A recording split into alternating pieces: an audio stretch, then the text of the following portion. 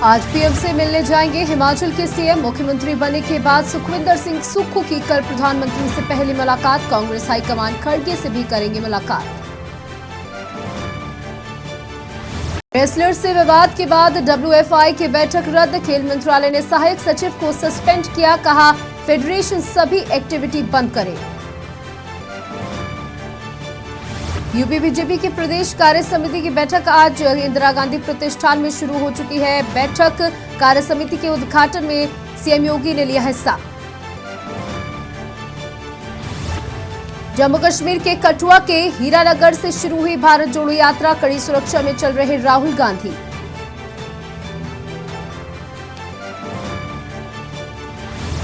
भारत की पहली nasal vaccine की 26 जनवरी को लॉन्चिंग। भारत बायोटेक के एमडी बोले, पशुओं की लंपी बीमारी की वैक्सीन अगले महीने।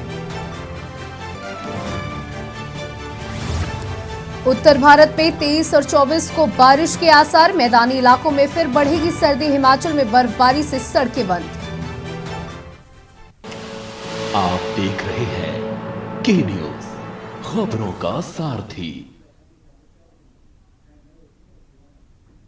नमस्कार, आप देख रहे हैं के न्यूज इंडिया, जहां मैं हूं आपके साथ सौम्या मिश्रा। चलिए आपको सीधे लेकर चलते हैं लखनऊ, जहां यूपी बीजेपी की कार्य समिति की बैठक जारी है। परिकल्पना को साकार करते हुए जनपद में विभिन्न संस्कृति को सजोते हुए विविधता में एकता के कार्यक्रम किए गए हैं। मैं देश के प्रधानमंत्री माननीय नरेंद्र मोदी जी, जो हमारे उत्तर प्रदेश के वाराणसी क्षेत्र से माननीय सांसद हैं, विशेष तौर पर उनका अभिनंदन करता हूं कि जिन्होंने काशी तमिल संगमम की परिकल्पना की और 19 नवंबर को उद्घाटन के कार्यक्रम में सम्मिलित हुए। यह भारत की गौरवपूर्ण संस्कृति विरासत से देश को परिचय कराने की यात्रा की शुरुआत है। माननीय प्रधानमंत्री जी ने इस आयोजन के जरिए संस्कृति और सभ्यता के दो काल जैसे केंद्रों को संगम के सहारे देश की एकता की डोर में बांधकर अधिक मजबूत करने का काम किया। ये हमारी प्राचीन संस्कृति के आदान प्रदान और पुरातन परंपरा को जोड़ने का अद्भुत प्रयास रहा है। एक भारत श्रेष्ठ भारत की कल्पना को चरितार्थ करने वाला ये आयोजन था। ये एक ऐसा प्रयास है जो भाजपा को अन्य राजनीतिक पार्टियों से अलग करता है। इस आयोजन से हम सब कार्यकर्ताओं को प्रेरणा मिली है कि हम अपने शहरों में विभिन्न भाषाओं भाषी लोगों के साथ मिलकर उनके त्योहार, उनकी वेशभूषा, उनके खान पान में समरस हो और एक भारत श्रेष्ठ भारत की संकल्पना को साकार करें। राजनीति से इतर देश को एक सूत्र में पिरोने के लिए यह संकल्प भाजपा की एक पहचान है। एक माह तक चलने वाले इस कार्यक्रम के अवसर पर देश के यशस्वी गृह मंत्री माननीय अमित शाह जी का सानिध्य काशी तमिल संगमम के दौरान हम सबको मिला। उत्तर प्रदेश की धरती काशी और तमिल संगमम के संस्कारों, भाषाओं और संस्कृति का समागम का साक्षी बनी। मैं आपको बताना चाहता हूं कि ऐसा ही प्रयास आंध्र प्रदेश में आज हो रहा है, जहां उत्तर प्रदेश का महोत्सव बनाया जा रहा है। भाइयों बहनों, माननीय प्रधानमंत्री जी के मार्गदर्शन में उत्तर प्रदेश के यशस्वी मुख्यमंत्री जी की कर्मठता से जहां काशी कॉरिडोर का आज पूर्ण आभा के साथ चमक रहा है, वही अयोध्या में भगवान श्री राम की प्रभु की जन्मभूमि पर भव्य दिव्य राम मंदिर का निर्माण का कार्य तीव्र गति से पूर्णता की ओर आगे बढ़ रहा है। यही नहीं, चित्रकूट की रामधारा से लेकर भगवान की बुद्ध की परिनिर्वाण स्थली कुशीनगर, राधा कृष्ण की नगरी मथुरा वृंदावन प्रदेश की संस्कृति के आधार बन रहे हैं। चक्र तीर्थ नेवी शरण महाविंध्यवासिनी धाम के विकास का कार्य निरंतर प्रगति की ओर अग्रसित है। घरेलू पर्यटन, धार्मिक सांस्कृति के महत्व, मेले, तीर्थ स्थलों के विकास, वहां की आवश्यक सुविधाएं, आधारभूत ढांचे का विकास करते हुए आने वाले तीर्थयात्री एवं पर्यटकों की सुविधा की एवं सुरक्षा की दृष्टि से ऐतिहासिक कार्य किया जा रहा है। सफल कुंभ का आयोजन कर चुकी माननीय मुख्यमंत्री योगी आदित्यनाथ जी के नेतृत्व की सरकार जहां आने वाले महाकुंभ 2025 की तैयारी तेज गति से कर रही है, वहीं प्रतिवर्ष होने वाले माघ मेले की सुचारू व्यवस्था भी कर रही है। ऐतिहासिक और पौराणिक धरोहर से सुरक्षा संबंधन तथा इससे जुड़े व्यक्ति, कलाकारों, स्थानीय समुदाय की आमदनी बढ़ाने व रोजगार साधन सृजित करने के निरंतर प्रयासों की सराहना हो रही है। माननीय प्रधानमंत्री नरेंद्र मोदी जी के मार्गदर्शन में और माननीय उत्तर प्रदेश के मुख्यमंत्री योगी आदित्यनाथ जी के नेतृत्व में सबका साथ, सबका विकास और सबका प्रयास की नीतियों पर चलते हुए जन कल्याणकारी कार्यक्रमों को राज्यों में मूर्त रूप दिया जा रहा है। अपराधों के प्रति जीरो टॉलरेंस की नीति अपनाकर माननीय मुख्यमंत्री जी की सरकार ने कानून व्यवस्था के मोर्चे पर देश भर में सफलतम सरकार साबित हुई। इतना ही नहीं, उत्तर प्रदेश की सरकार अपराध के प्रति जीरो टॉलरेंस की नीति का अनुसरण अब अन्य राज्य भी कर रहे हैं। हम सब जानते हैं 2017 से पूर्व विपक्षी दलों की सरकारें उत्तर प्रदेश में होती थी और किस प्रकार की परिस्थिति थी। यहाँ निवेशक तो आना दूर, प्रदेश से लोग निवेशक पलायन कर रहे थे। उस समय न तो वे सुरक्षित थे न उनकी पूंजी सुरक्षित थी। आज उत्तर प्रदेश में माननीय मुख्यमंत्री जी की सरकार का जनमानस का विश्वास और भरोसा जीतने में सफल रही है, जिसके कारण निवेशकों का भरोसा पाने में भी सरकार कामयाब रही है। प्रदेश को देश की नंबर 1 अर्थव्यवस्था बनाने की ओर अग्रसर हमारी सरकार बड़ी संख्या में निवेश करा रही है।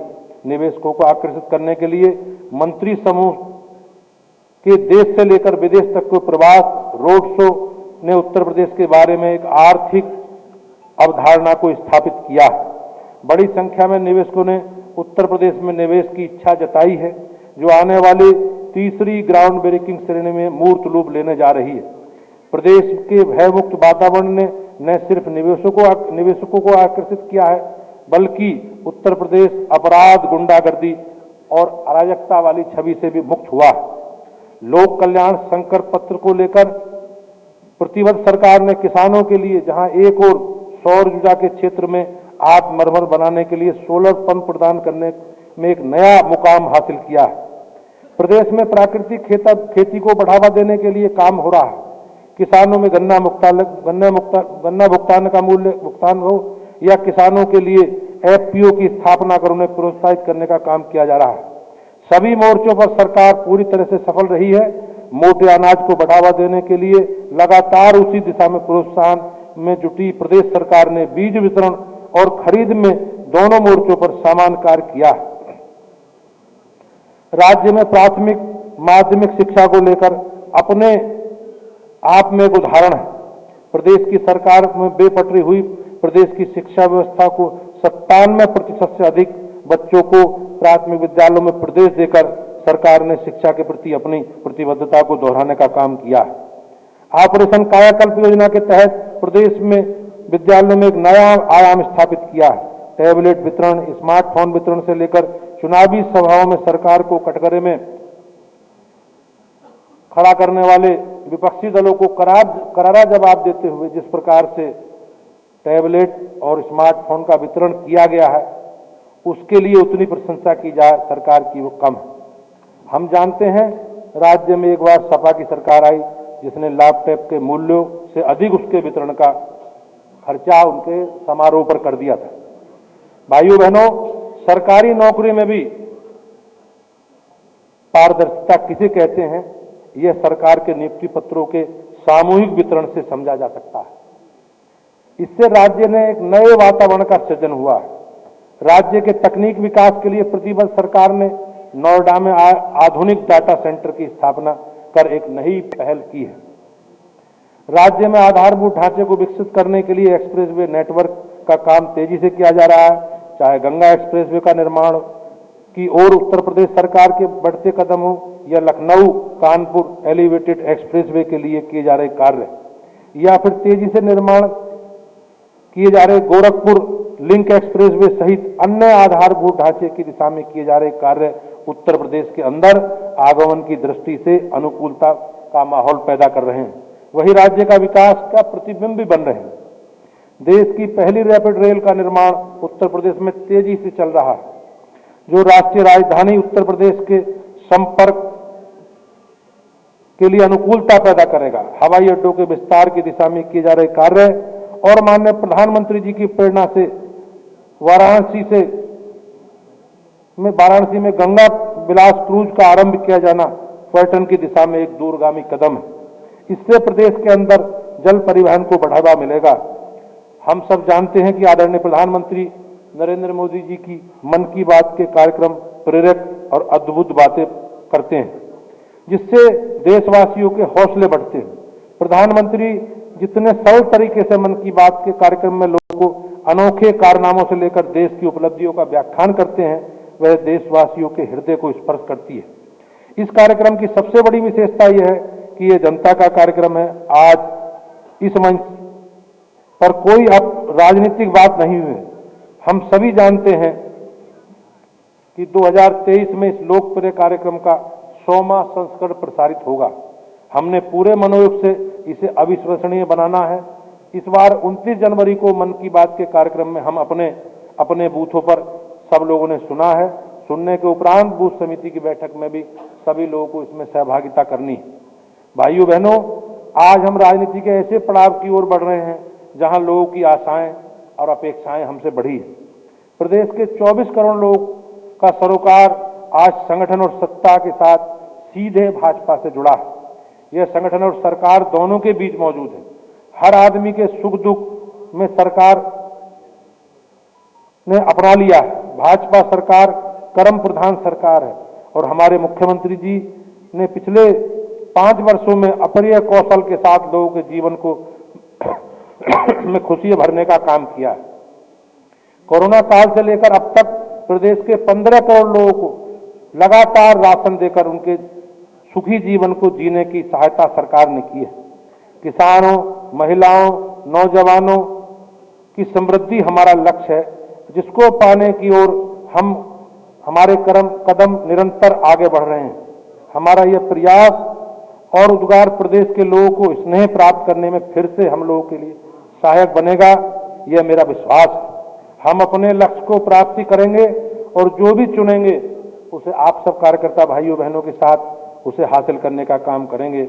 मैं इसी उद्घोष के साथ एक बार आप सभी का पुनः अभिनंदन करता हूं और आपका स्वागत करता हूं और इस लक्ष्य के साथ कि भारतीय जनता पार्टी के जो लक्षित हमारे कार्यक्रम अभियान हैं, उन कार्यक्रमों को हम लोग सब मिलकर पूरा करेंगे और हमारा जो लक्ष्य है उस लक्ष्य को भी, चाहे लोकसभा चुनाव हो, चाहे नगर निकायों के चुनाव हो, चाहे आने वाले ये 5 विधान परिषद की सीटों के चुनाव हैं, निश्चित रूप से हमें 100% सफलता के साथ आगे बढ़ना है, ऐसा मेरा निवेदन है।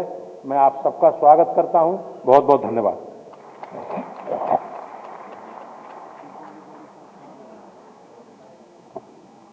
माननीय अध्यक्ष जी का अध्यक्षीय संबोधन हम सबको प्राप्त हुआ। एक बार हम सब लोग उनके स्वागत करते हैं माननीय अध्यक्ष जी का। धन्यवाद माननीय अध्यक्ष जी। मैं माननीय अध्यक्ष जी से आग्रह करूंगा कि आगे की संचालन माननीय अध्यक्ष जी अध्यक्षीय संचालन करने का कष्ट करें। माननीय अध्यक्ष जी।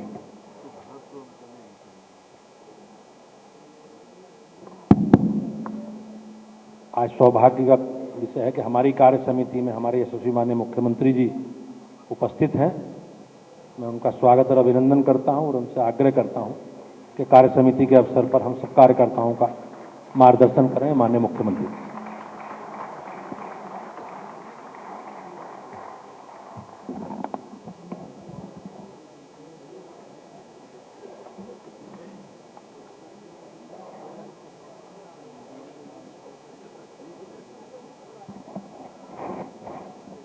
भारतीय जनता पार्टी उत्तर प्रदेश कार्य समिति की आज की इस बैठक की अध्यक्षता कर रहे प्रदेश के लोकप्रिय और कर्मठ अध्यक्ष माननीय श्री भूपेंद्र सिंह चौधरी जी, प्रदेश सरकार में उप मुख्यमंत्री माननीय श्री केशव प्रसाद मौर्य जी, उप मुख्यमंत्री माननीय श्री ब्रजेश पाठक जी, प्रदेश के सह प्रभारी सम्मानित श्री सुनील ओझा जी, सह प्रभारी सम्मानित श्री संजीव चौरसिया जी, प्रदेश संगठन महामंत्री सम्मानित श्री धर्मपाल जी, भारतीय जनता पार्टी के पूर्व अध्यक्षगण, सम्मानित श्री विनय कटियार जी, डॉक्टर रमापति राम त्रिपाठी जी, डॉक्टर महेंद्र नाथ पांडे जी, श्री स्वतंत्र देव सिंह जी, पूर्व उप मुख्यमंत्री डॉक्टर दिनेश शर्मा जी, भारतीय जनता पार्टी के राष्ट्रीय उपाध्यक्ष माननीय रेखा वर्मा जी, राष्ट्रीय मंत्री माननीय श्री हरीश द्विवेदी जी, हमारे केंद्रीय मंत्रीगण माननीय जनरल वीके सिंह जी, माननीय पंकज चौधरी जी, माननीय संजीव बालियान जी, माननीय कौशल किशोर जी, माननीय साध्वी निरंजन ज्योति जी, माननीय भानु प्रताप वर्मा जी, भारतीय जनता पार्टी प्रदेश कार्य समिति के सभी सम्मानित सदस्यगण और उपस्थित भाइयों बहनों, प्रदेश की राजधानी लखनऊ में 7 माह के उपरांत आयोजित प्रदेश कार्य समिति की आज की इस बैठक के उद्घाटन सत्र में मैं आप सबका हृदय से अभिनंदन करता हूं। ये हमारे लिए अत्यंत उत्साह और उमंग का क्षण है। आज से 7 माह पहले पूर्व जब हम लोगों ने मई 2022 में भारतीय जनता पार्टी की प्रदेश कार्य समिति के अवसर पर सरदेव अटल बिहारी वाजपेयी कन्वेंशन सेंटर में हम सब मिले थे, उस समय हम लोग प्रदेश में नई सरकार के गठन के एक नए उत्साह के साथ एकत्र हुए थे, नए संकल्प के साथ आगे बढ़े थे।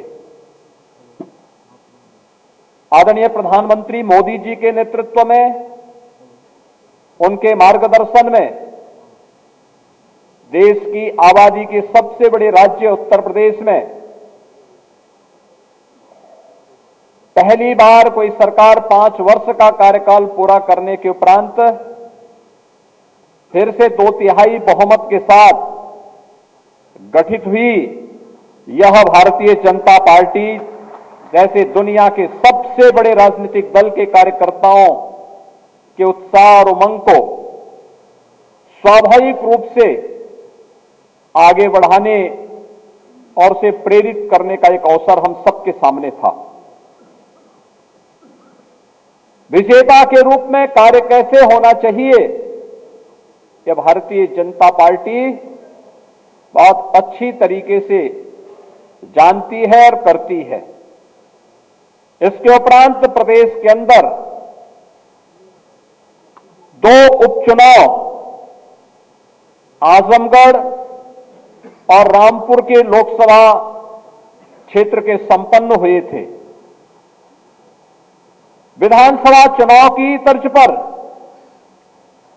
तमाम राजनीतिक विश्लेषकों के पूर्वानुमानों को दरकिनार करते हुए फिर भारतीय जनता पार्टी के कार्यकर्ताओं के परिश्रम से आदरणीय प्रधानमंत्री मोदी जी के मार्गदर्शन और नेतृत्व में भारतीय जनता पार्टी ने दोनों उपचुनाव में विजयश्री प्राप्त करके फिर से अपनी विजेता की भूमिका को बरकरार रखा।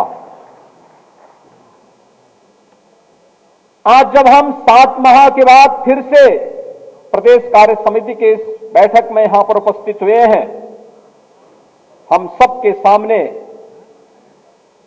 देश के एक प्रमुख राज्य गुजरात में भारतीय जनता पार्टी की ऐतिहासिक विजय अब तक के रिकॉर्ड कम मतों के साथ भारतीय जनता पार्टी सरकार का गठन गुजरात के अंदर 7वीं बार होना, यह अपने आप में एक नए उत्साह और उमंग की ओर हम सबको प्रेरित करता है। विजेता के रूप में अपने उत्तरदायित्वों का निर्वहन करते हुए कैसे कार्य किया जाना चाहिए, यह उत्साह और उमंग एक बार फिर से हम सबके सामने है। जब हम मई 2022 में मिले थे, हमारे सामने एक और उत्साह और उमंग विजय का था, लेकिन साथ साथ अपनी उन जिम्मेदारियों के निर्वहन के लिए भी था जो देश के आजादी के उपरांत भारत माता के अमर बलिदानियों ने भारत के बारे में सोचा था। आजादी का अमृत महोत्सव के वर्ष कार्यक्रम में हम सबको जुड़ने का अवसर प्राप्त हुआ था। आजादी के अमृत महोत्सव को हम में से कदाचित कोई ऐसा व्यक्ति नहीं होगा जिसने 1947 में आजादी के उत्सव को देखा होगा। लेकिन आजादी का मतलब क्या होता है? ये प्रधानमंत्री मोदी जी के नेतृत्व में 140 करोड़ की आबादी के भारत ने उस उत्सव के साथ जुड़ करके हर घर तिरंगा लगा करके अपने आप को साबित किया था कि आजादी के वास्तविक उत्सव का मतलब क्या होता है। आजादी के अमृत महोत्सव के आयोजन में हर घर तिरंगा के माध्यम से हर एक भारतवासी का आजादी के उत्सव के साथ जुड़ना, यह आजादी के महोत्सव को कई गुना अधिक रोमांचित और उत्साहपूर्ण बना लिया। भाइयों बहनों, इस दौरान ढेर सारी उपलब्धियां स्वतः ही भारत के अंदर विगत 8 वर्षों के अंदर हुए कार्य, प्रधानमंत्री मोदी जी के सुश्री नेतृत्व में जो भी मानक गढ़े गए, वे परिणाम हम सबके सामने आते हुए दिखाई दिए। याद करिए, जिस ब्रिटेन ने 200 वर्षों तक भारत में शासन किया था, आज उस ब्रिटेन को पछाड़ करके भारत आजादी के अमृत महोत्सव वर्ष में दुनिया की 5वीं बड़ी अर्थव्यवस्था बना है और बहुत शीघ्र प्रधानमंत्री मोदी जी के नेतृत्व में भारत दुनिया की 4थी बड़ी अर्थव्यवस्था बनने वाला है। ये पहली बार हो रहा है कि दुनिया की बड़ी बड़ी ताकतें जब कोरोना जैसी महामारी के सामने पस्त हैं, तब सबसे तीव्र अर्थव्यवस्था के रूप में भारत लोकतांत्रिक मूल्यों का संरक्षण करते हुए आगे बढ़ रहा है। दुनिया कौतूहल और आश्चर्य की निगाहों से देख रही है। जहां भी दुनिया के अंदर संकट आ रहा है, लोगों की आशाएं प्रधानमंत्री मोदी जी के ऊपर, हर व्यक्ति इस बात के साथ कि जो नारा 2019 में लगा था भारत के अंदर कि मोदी है तो मुमकिन है, आज मोदी है तो मुमकिन है, ये केवल भारत का नारा नहीं बल्कि वैश्विक नारा बन चुका है, वैश्विक मंत्र बन चुका है। और वैश्विक मंत्र को आज लोगों ने अंगीकार किया है। G20 की अध्यक्षता उसका एक उदाहरण हम सबके सामने है। भाइयों बहनों, हम सबको भी हम आभारी हैं प्रधानमंत्री मोदी जी के, जिन्होंने G20 के इस आयोजन के साथ प्रत्येक भारतवासी को भी जोड़ने का कार्य किया है। उत्तर प्रदेश के 4 शहर लखनऊ, वाराणसी, आगरा और गौतम बुद्ध नगर, ये 4 जनपदों में G20 से संबंधित 11 समिट होने हैं। G20 दुनिया के वे 20 बड़े देश हैं जिन 20 देशों में दुनिया की 60% आबादी निवास करती है। 75% ट्रेड पर जिनका अधिकार है, दुनिया के 85% जीडीपी पर जिनका अधिकार है, और इनोवेशन, रिसर्च और पेटेंट में दुनिया के 90% पेटेंट पर जिनका अधिकार है, वे दुनिया के 20 बड़े देशों की G20 की अध्यक्षता का अवसर भारत के पास है। प्रधानमंत्री मोदी जी के नेतृत्व में G20 इस दौरान दुनिया के अंदर वैश्विक समृद्धि, लोक कल्याण और मानवता के कल्याण के मार्ग को प्रशस्त करने जा रही है और भारत को यह अवसर प्राप्त हुआ है। भारत को अपनी सामर्थ्य दुनिया के सामने प्रस्तुत करने का अवसर प्राप्त हो रहा है और इस अवसर पर उत्तर प्रदेश जैसे राज्य को भी G20 समिट के साथ जुड़ने का अवसर प्राप्त होगा। यह हम सबके लिए सौभाग्य की बात है। भाइयों बहनों, उत्तर प्रदेश जैसे राज्य में हम सब ने जन्म लिया है। उत्तर प्रदेश को अपनी कर्म साधना की भूमि के रूप में हम सब ने चुना है। हम सबका सौभाग्य है कि देश की संसद में आदरणीय प्रधानमंत्री जी उत्तर प्रदेश से प्रतिनिधित्व करते हैं। ये हम सबका सौभाग्य है। देश के रक्षा मंत्री उत्तर प्रदेश से देश की संसद में प्रतिनिधित्व करते हैं। हमारे तमाम केंद्रीय मंत्रीगण जो उत्तर प्रदेश से देश की संसद में प्रतिनिधित्व करते हैं। उत्तर प्रदेश इसकी सामर्थ्य और उत्तर प्रदेश के अंदर असीम संभावनाएं, ये हम सबकी उपलब्धि है। याद करिए, आजादी के अमृत महोत्सव के मुख्य आयोजन में प्रधानमंत्री मोदी जी ने पूरे देशवासियों का आह्वान करते हुए पूरे देशवासियों को एक संकल्प दिलाया था और कहा था कि आजादी का अमृत महोत्सव वर्ष तो हम मना रहे हैं, लेकिन जब ये देश अपनी आजादी का शताब्दी महोत्सव मनाएगा तब तक की एक व्यापक कार्य योजना को बना करके अमृत काल की इस व्यापक कार्य योजना के साथ हम कार्य करें। ये 25 वर्ष की अमृत काल की कार्य योजना क्या होनी चाहिए, उसके लिए उन्होंने 5 प्रण की याद दिलाई थी। 5 प्रण। गुलामी की सर्वथा समाप्त करना, गुलामी को सर्वथा समाप्त करना, विरासत का सम्मान करना, अपनी विरासत पर गौरव की अनुभूति हमारी होनी चाहिए। हम उन रूढ़िगत परंपराओं को जो गुलामी के कालखंड में हमें जाति, मौत, मजहब, क्षेत्र, भाषा के आधार पर बांट चुकी है, उसको पूरी तरह समाप्त करेंगे।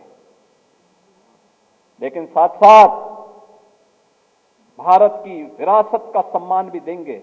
अमृत महोत्सव वर्ष में आपने देखा होगा, देश की आजादी के लिए जिन अमर बलिदानियों ने अपना सर्वस्व न्यौछावर किया था, उन अमर बलिदानियों को ज्ञात और अज्ञात स्वतंत्रता संग्राम सेनानियों के प्रति किस प्रकार का भाव प्रदर्शित करने का अवसर प्राप्त हुआ था।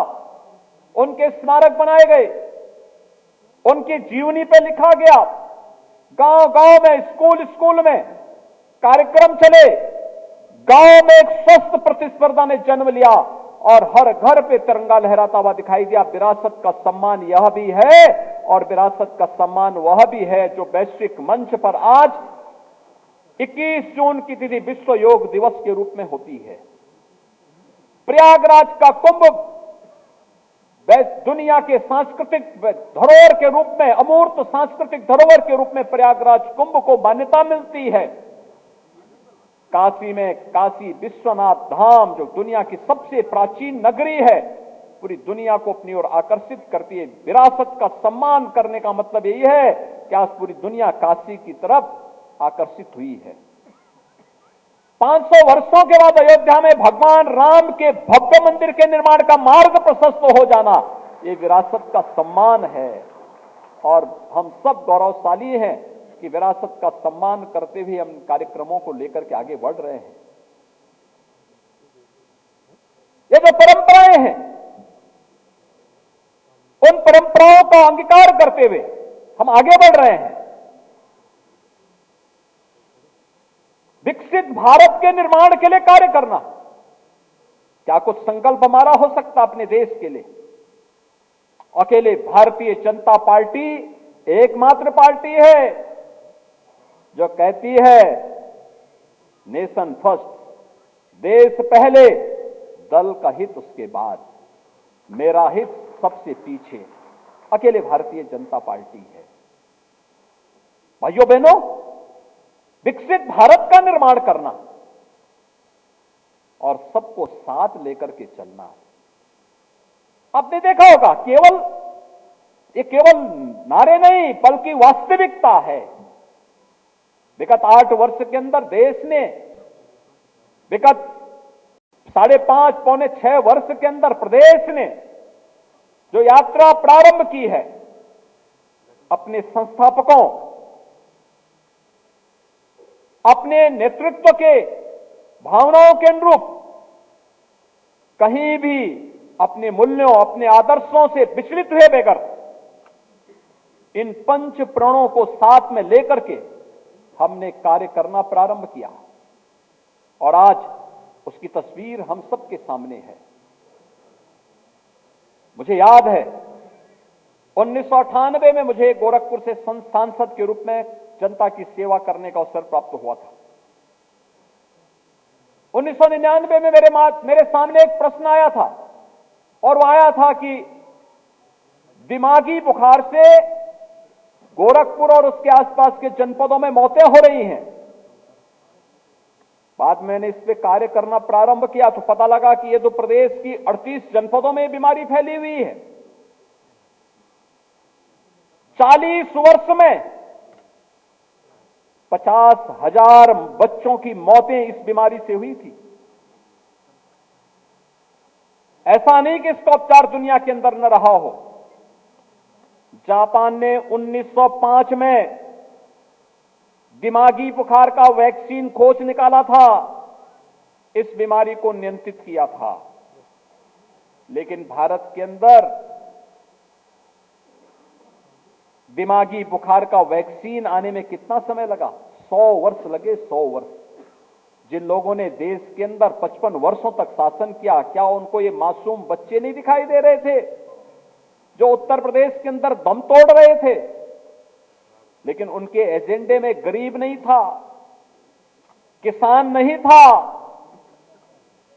मजदूर नहीं था, युवा नहीं था, वे माताएं नहीं थी जिनके मासूम बच्चे दम तोड़ रहे थे। उनके एजेंडे में तो जाति थी, जाति, मत था, मजहब था। और आश्चर्यजनक, इंसेफ्लाइटिस से होने वाली 90% मौतें अल्पसंख्यक और अनुसूचित समाज से होती थी।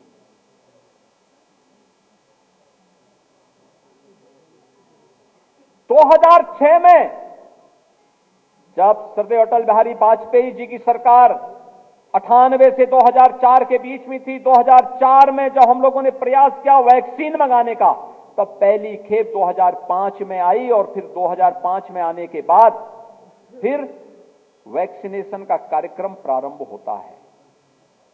लेकिन भाइयों बहनों, आज प्रदेश में भारतीय जनता पार्टी की सरकार आने के बाद आदरणीय प्रधानमंत्री जी के मार्गदर्शन में प्रदेश 1 डिस्ट्रिक्ट 1 मेडिकल कॉलेज की तरफ भी बढ़ रहा है। लेकिन साथ साथ इंसेफ्लाइटिस से होने वाली मौत को 95% नियंत्रित करने में भी सफलता प्राप्त कर ली गई है। अब कोई मासूम दिमागी बुखार से असमय दम नहीं तोड़ेगा, एक पुख्ता व्यवस्था कर दी गई है। लेकिन उस वैक्सीन को आने में 100 साल से अधिक समय लगे। लेकिन इस सदी की सबसे बड़ी महामारी के दौरान पूरी दुनिया पस्त थी, लोगों की समझ ही में नहीं आ रहा था। लेकिन प्रधानमंत्री मोदी जी के नेतृत्व में भारत ने दुनिया के 2 सबसे प्रभावी वैक्सीन बनाने में सफलता प्राप्त की, वह भी मात्र 9 महीने के अंदर। और भारत 220 करोड़ वैक्सीन की फ्री डोजेज अब तक अपने नागरिकों को दे चुका है और दुनिया के भी दर्जनों देशों को वैक्सीन मैत्री के रूप में वैक्सीन फ्री में उपलब्ध करा चुका है। यह है भारत का सामर्थ्य। किसी भी महामारी का अब तक का तो सबसे सेटबैक रहा है, वो क्या था? वो ये था कि वैक्सीन नहीं होती थी। स्पेनिश फ्लू के सबसे अधिक मौतें भारत के अंदर हुई थी। उस समय का अनुमान है कि जब स्पेनिश फ्लू आया था दुनिया के अंदर 2.5 करोड़ से अधिक मौतें हुई थी, उनमें से ज्यादातर मौतें भारत के अंदर हुई थी। भारत तब गुलाम था। जो लोग बीमारी से मर सकते थे, गांव के गांव साफ हो गए। लेकिन भाइयों बहनों, जो बीमारी से मर सकते थे, बीमारी से मरे, शेष लोग भूखमरी से मरे। कोरोना कालखंड में आपने देखा होगा, डबल इंजन की सरकार थी तो राशन का डबल डोज भी हर गरीब को, हर जरूरतमंद को प्रदेश के अंदर फ्री में उपलब्ध हो रहा था। देश के अंदर 80 करोड़ लोगों को, प्रदेश के अंदर 15 करोड़ लोगों को फ्री में राशन की सुविधा का लाभ। यह सरकार की संवेदना भी थी, अपने नागरिकों के प्रति उत्तरदायित्व भी था, और उस उत्तरदायित्व का निर्वहन इस रूप में सरकार कर रही थी। आपने देखा होगा, विगत 8 वर्ष के अंदर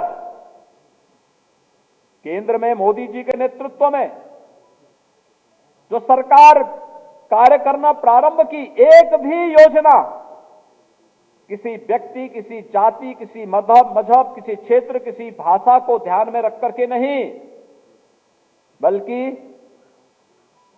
पंडित दीनदयाल उपाध्याय जी के अंत्योदय की उस मंत्र को अंगीकार करते हुए गांव, गरीब, किसान, नौजवान, महिलाएं, समाज के प्रत्येक तबके को ध्यान में रख करके बनाई गई। समाज का प्रत्येक तबका उससे लाभान्वित हुआ। कौन सा ऐसा तबका है जो ये कह सकता है कि मेरे साथ भेदभाव हुआ हो? कोई तबका ऐसा नहीं, हर एक तबके को इस योजना का लाभ दिया गया। राशन 15 करोड़ लोगों को मिल रहा है। कोई जाति, कोई मत, कोई मजहब, कोई क्षेत्र, कोई भाषा नहीं। सबका साथ, सबका विकास का जो मंत्र है, उस मंत्र के अनुसार यह कार्यक्रम आगे बढ़ा। जनधन अकाउंट हर गरीब का खुला है। गरीब की कोई जाति नहीं होती, उसका कोई मत और मजहब नहीं होता, उसको शासन की योजना का लाभ मिलना ही चाहिए, उसको उसका अधिकार मिलना ही चाहिए। किसान को आप जाति, मत और मजहब के आधार पर नहीं बांट सकते। प्रधानमंत्री किसान सम्मान निधि का हो या प्रधानमंत्री फसल बीमा योजना, प्रधानमंत्री कृषि सिंचाई योजना, उत्तर प्रदेश के अंदर मुख्यमंत्री कृषक दुर्घटना बीमा योजना, इस सभी योजनाओं का लाभ बराबर हर एक तबके को बिना भेदभाव के उपलब्ध करवाने का कार्य किया गया। कोई सोच सकता था उत्तर प्रदेश जैसे राज्य में 45.5 लाख से अधिक गरीबों को एक एक आवास मिल जाए?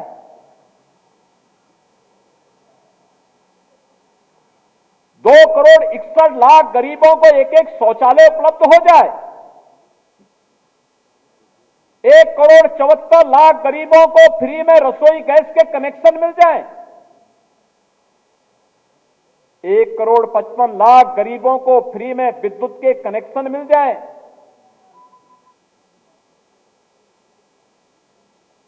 प्रदेश के अंदर आप सबके सामर्थ्य और पुरुषार्थ से आदरणीय प्रधानमंत्री जी के मार्गदर्शन और नेतृत्व में, माननीय राष्ट्रीय अध्यक्ष जी के कुशल नेतृत्व में, प्रदेश के एक एक कार्यकर्ता के सामर्थ्य से सरकारें गठित हुई। 5 लाख से अधिक नौजवानों को सरकारी नौकरी मिली। एक नहीं कह सकता कि जाति, मत, मजहब के आधार पर किसी के साथ भेदभाव किया हो। हर एक जनपद के नौजवानों को नौकरी मिली। हर एक जनपद के नौजवानों को प्रदेश के अंदर अपनी प्रतिभा और अपनी ऊर्जा का उपयोग करने का पूरा अवसर मिला। सभी नियामक संस्थाओं की कार्य पद्धति किस रूप में है, सबके सामने है। प्रदेश के अंदर सुरक्षा और सुशासन का जो मॉडल खड़ा किया गया, आज परिणाम है दुनिया का हर बड़ा निवेशक आज उत्तर प्रदेश में आकर के निवेश करना चाहता है। और भाइयों बहनों, ये निवेश कैसे रोजगार को सृजन करता है, इसका परिणाम हम सबके सामने है। विगत 5 वर्ष के अंदर इस निवेश के परिणाम स्वरूप 1,61,00,000 से अधिक नौजवानों को विभिन्न स्थानों पर नौकरी और रोजगार उपलब्ध हुए। उत्तर प्रदेश की परंपरागत उद्यम, याद करिए 2017 भारतीय जनता पार्टी का लोक कल्याण संकल्प पत्र की एक लाइन यह भी थी कि भारतीय जनता पार्टी सरकार गठन करने पर अपने परंपरागत उद्यम को प्रोत्साहित करेगी। और परंपरागत उद्यम को प्रोत्साहित करने के लिए क्या ब्रांडिंग होनी चाहिए, ये भी प्रदेश के अंदर 1 डिस्ट्रिक्ट 1 प्रोडक्ट के आधार पर उसकी ब्रांडिंग करते हुए प्रदेश ने अपनी परंपरागत उद्यम को प्रोत्साहित किया। कौन ऐसा जनपद है उत्तर प्रदेश का जहां पर अपनी परंपरागत उद्यम न रही हो? परिणाम क्या है? रोजगार मिला, नौकरियां सृजित हुई, उत्तर प्रदेश का एक्सपोर्ट बढ़ा।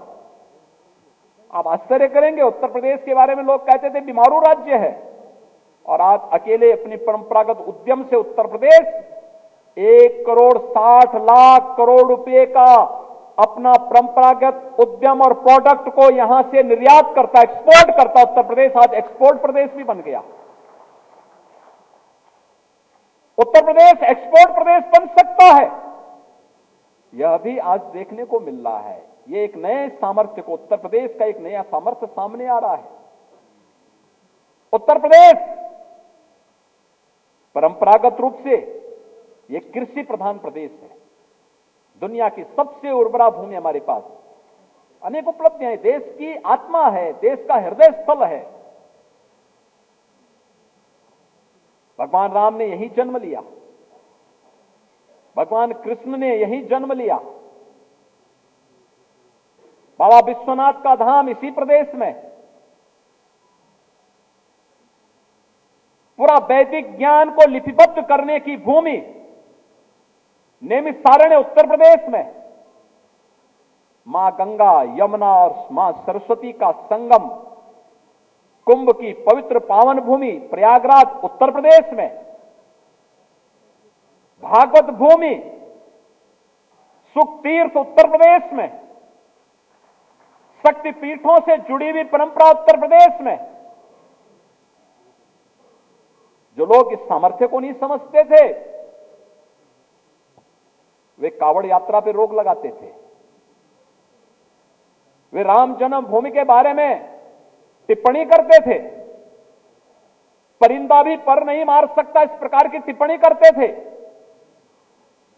आज जब माननीय उच्चतम न्यायालय के द्वारा अयोध्या में राम जन्मभूमि से संबंधित ऐतिहासिक फैसला आता है, तब एहसास होता है कि हमारे विचार परिवार के द्वारा पूज्य संतों के नेतृत्व में जो आंदोलन सरदेव अशोक सिंघल जी के मार्गदर्शन में उस समय आगे बढ़ा था, वह सही था और उसकी दिशा एकदम सही थी।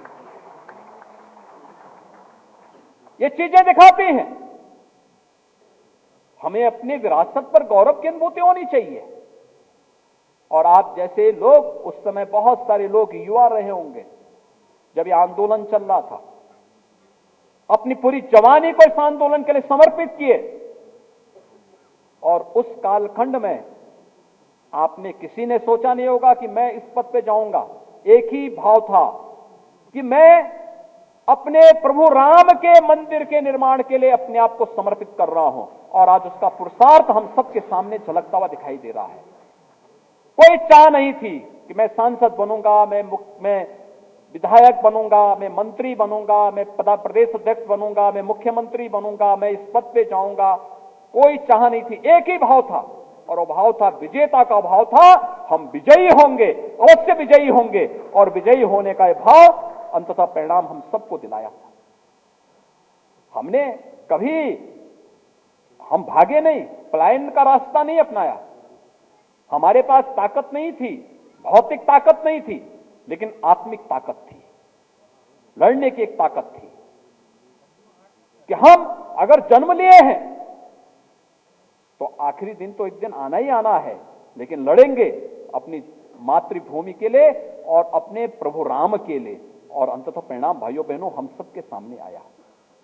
अंततः विजय तो यतो धर्मस्ततो जय, ये तो होता है, सनातन वाक्य है, ये सनातन मंत्र है, इसको कोई अलग नहीं कर सकता है।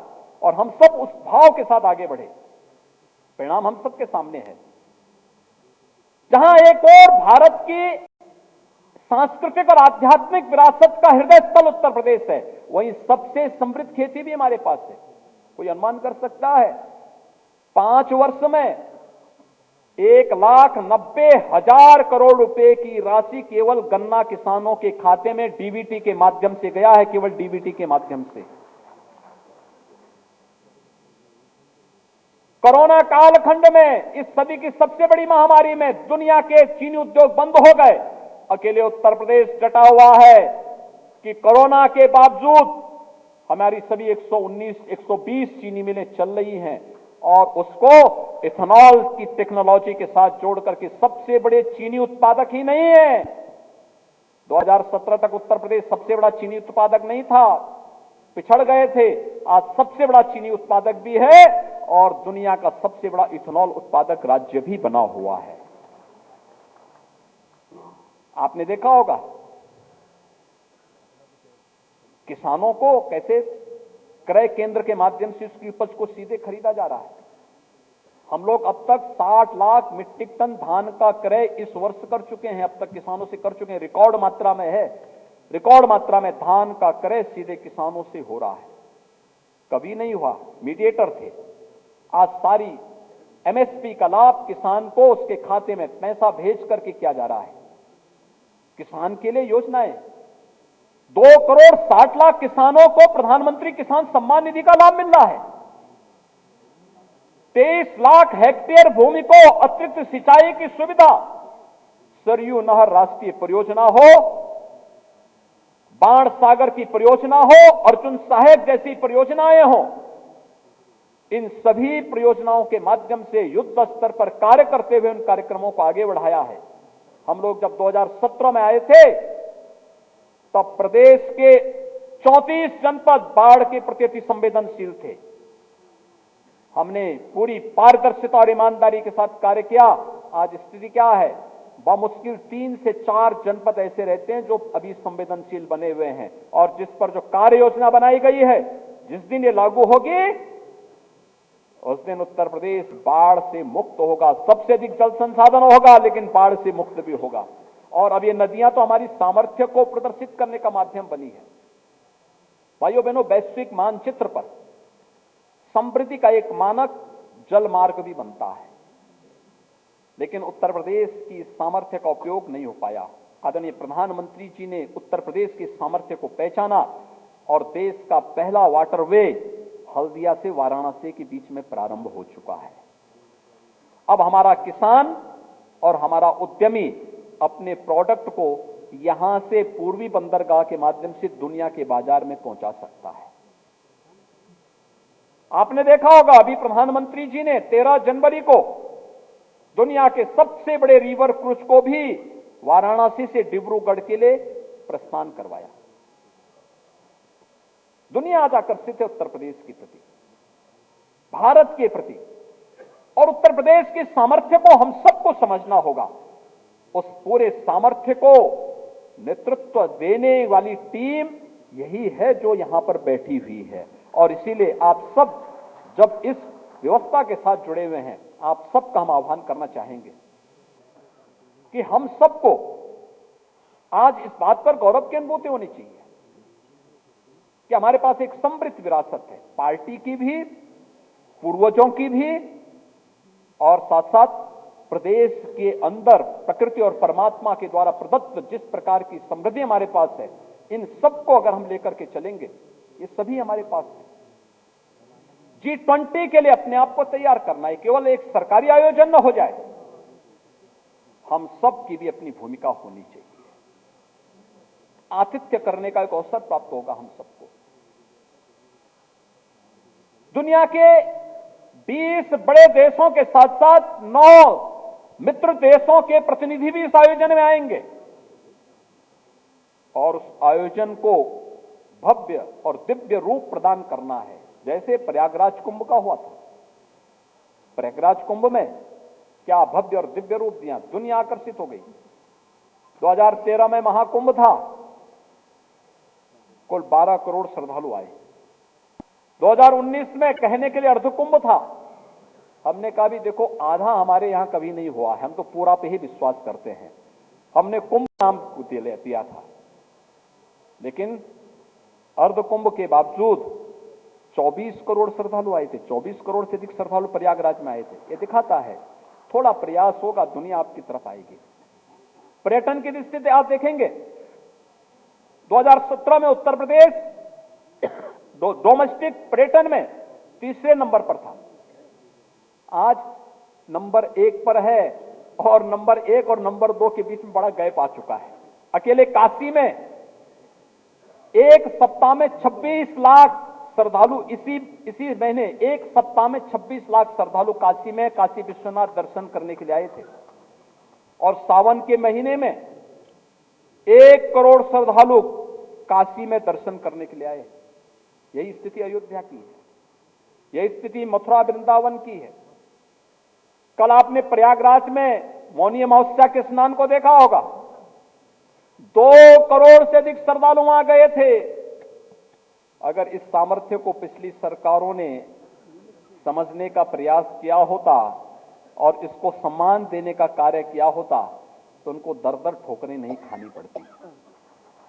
ये विरासत को जो भी सम्मान देगा, समृद्धि उसका द्वार खोलेगी। जो भी उसे अपमानित करेगा उसे दर दर की ठोकरें खानी ही पड़ेंगी। और भाइयों बहनों, हम सब इस विजेता भाव के साथ आगे बढ़े। हमारे पास अनेक संभावनाएं आएंगी, हमें बुला रही हैं, आह्लादित कर रही हैं। एक और ग्लोबल इन्वेस्टर समिट 10 से 12 फरवरी को होगा।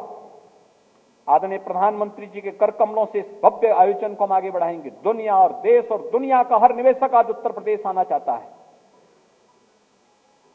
उत्तर प्रदेश के नौजवानों को यही रोजगार मिलेगा।